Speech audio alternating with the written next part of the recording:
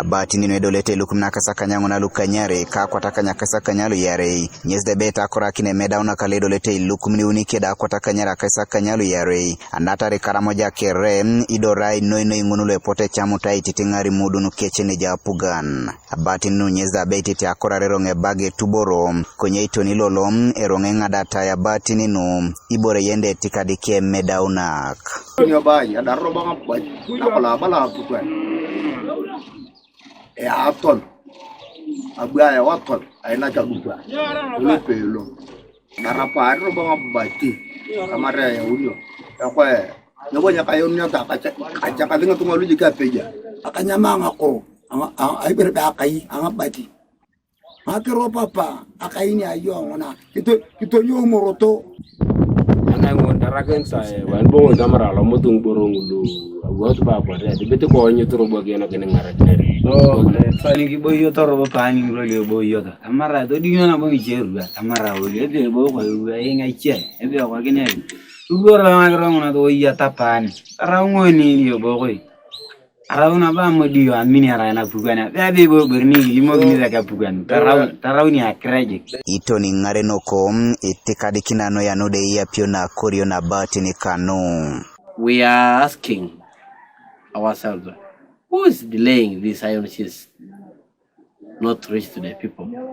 Since if the iron sheets that they identified youth are known, why can the process of supply start?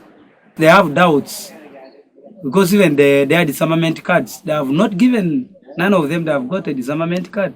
They normally sign from the division, but now reaching to other officers, I don't know what happens up to now. So we are really worried. These guys, some of them, they are telling us bad things.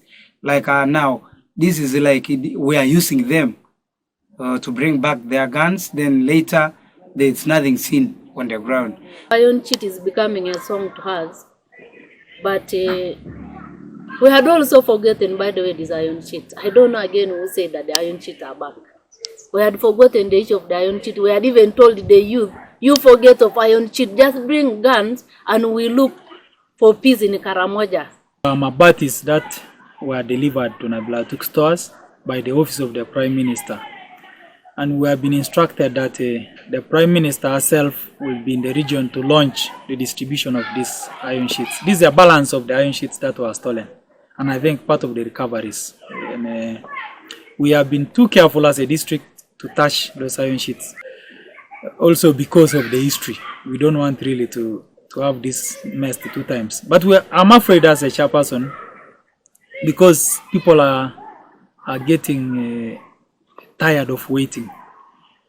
Ikoni neni da ejaida buini kinebe mama Abaatin no emina sadolere itunga kere dobe listi da le medaunak mame chai ponelo da iseitere. When you look even at the security committee, some people are saying out of 7, 4 are going to get iron sheet. What about the rest?